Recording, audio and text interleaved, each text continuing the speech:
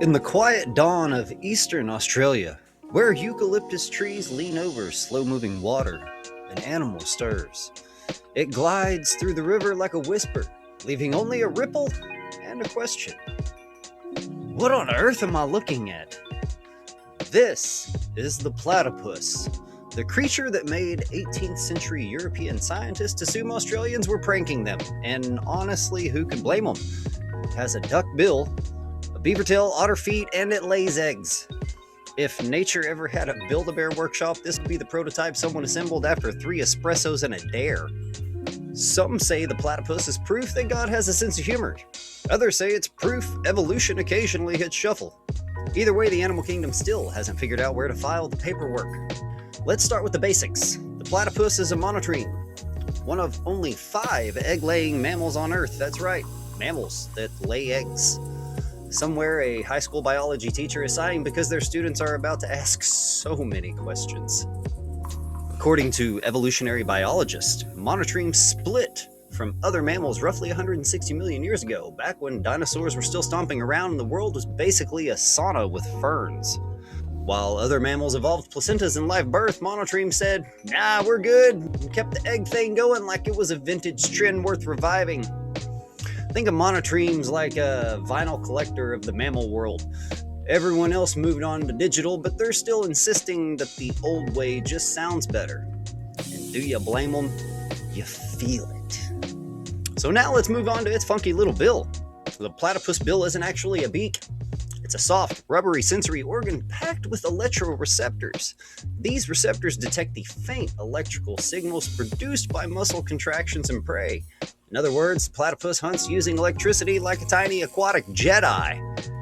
You will go to the other end of the creek. If the Avengers ever need a new recruit, the platypus is basically a waterproof, bite-sized version of Thor's hammer, minus the lightning bolts and Chris Hemsworth hair. Electroperception is so sensitive, the platypus can close its eyes, ears, and nostrils underwater and still find food. Imagine grocery shopping blindfolded while wearing noise-canceling headphones and still finding the exact brand of cereal you want.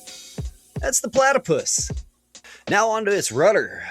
The tail of the platypus is broad and flat like a beaver's, but it's not just for steering. It stores fat reserves, a biological pantry for lean times. Think of it as the marsupial version of a 1990s fanny pack. Practical, unfashionable, and surprisingly useful. Not saying I've ever worn one. Yeah, I did. Shh, just don't tell anybody. It was the 90s, y'all.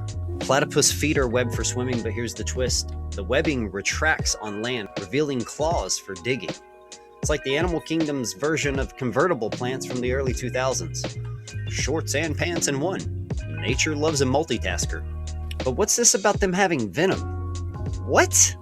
Well, male platypuses have venomous spurs on their hind legs. Yeah, venom. Because apparently being an egg-laying, electro-sensing duck-billed mammal wasn't weird enough. The venom isn't lethal to humans, but it causes excruciating pain that can last for months. It's the biological equivalent of stepping on a Lego, except the Lego fights back.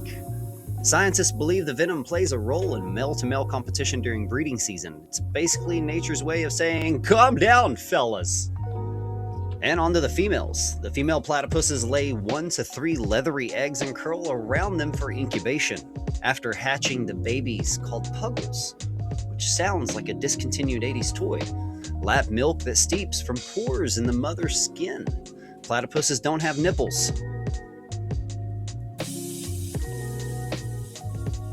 Okay, moving on.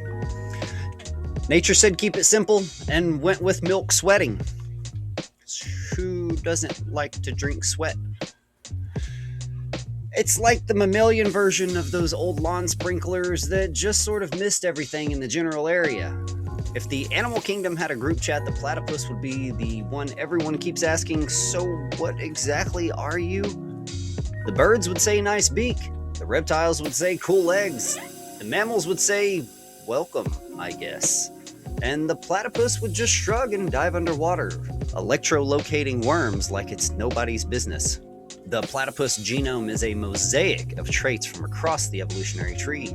It has genes typical of mammals, birds, and reptiles.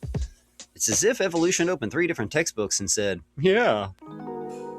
The genetic mashup gives scientists insight into how early mammals evolved. Studying the platypus is like reading the footnotes of Earth's biological history, the weird, fascinating parts that explain everything else. Despite its quirks, the platypus faces real threats: habitat loss and water pollution. Rivers shrink, food sources decline, and the species struggles to adapt to rapid environmental shifts. Protecting the platypus isn't just about saving a strange animal, it's about preserving a living window into our planet's evolutionary past. As the sun sets over the Australian bush, the platypus returns to its burrow, a creature that defies categories, expectations, and sometimes logic. It is evolution's remix, biology's curveball, and nature's most endearing inside joke. And yet, in its oddness, it is perfect. A reminder that life doesn't always follow the rules. Sometimes it scribbles in the margins.